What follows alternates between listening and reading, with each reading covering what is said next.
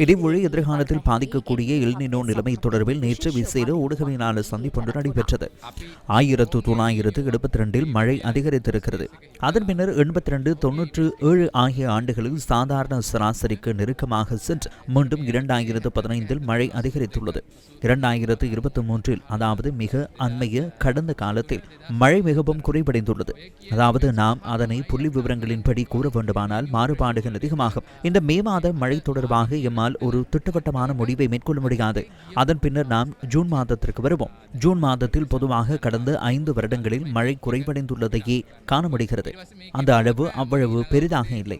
2023 அளவும் அதிகமாகும். எனினும் மழை குறைவடைந்துள்ளமையே நாம் காணுகின்றோம். ஜூன் மாதமும் அவ்வாறுதான். 4 சந்தர்ப்பங்களில் மழை குறைந்தது. ஆகஸ்ட் மாதத்திலும் அது குறைவடைந்துள்ளது. எனவே எம்மால் மே மாதத்தில் ஒரு முடிவை எட்ட முடியாமல் போனாலும் ஜூன், ஜூலை, ஆகஸ்ட் ஆகிய மாதங்களில் மழை குறைவடைவதற்கான சாத்தியக்கூறுகளே அதிகம் என்ற முடிவை எடுக்க முடியும். அளவில் பெரியதொரு பெருமதி அல்ல. ஆனால் கடந்த 5 எல்னினோ சந்தர்ப்பங்களை நோக்கும் போது மழை குறையும் என்ற முடிவை எம்மால் மேற்கொள்ள முடியும். அடுத்ததாக நாம் செப்டம்பர் மாதத்திற்கு வருவோம். நாம் முன்னர் கூறியது போல செப்டம்பர் மாதம் என்பது பருவக்காற்று முடிவடைவதற்கும் இடைப்பருவக்காற்று ஆரம்பிப்பதற்கும் இடைப்பட்டதொரு மாதமாகும். இந்த நேரத்தில் நாம் ஒரு மாறுதல் காலப்பகுதியில் இருக்கின்றோம். எனவே அதனுடன் மழையின் எதிர்ப்புக்கூறல் தன்மை அல்லது மழையின் மாறுபாட்டு தன்மை அதிகமாக இருக்கும். உண்மையில் அங்கு மழை சற்று அதிகரித்து காணப்படுவதற்கான வாய்ப்புகள் உள்ளன.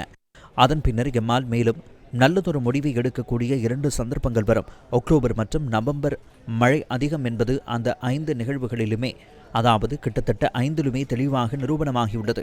குறிப்பிடப்பட்ட அந்த பலத்த எல்னினோ நிலைமையின் கீழ் அக்டோபர் மற்றும் நவம்பர் மாதங்களில் மழை அதிகரித்துள்ளது.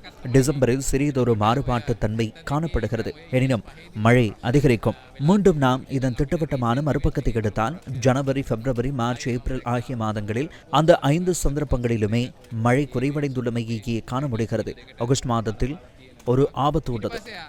இதன்படி பார்த்தால் கடந்த 5 நிகழ்வுகளின் அடிப்படையில் அதிகப்படியான ஆபத்து தென்படுவது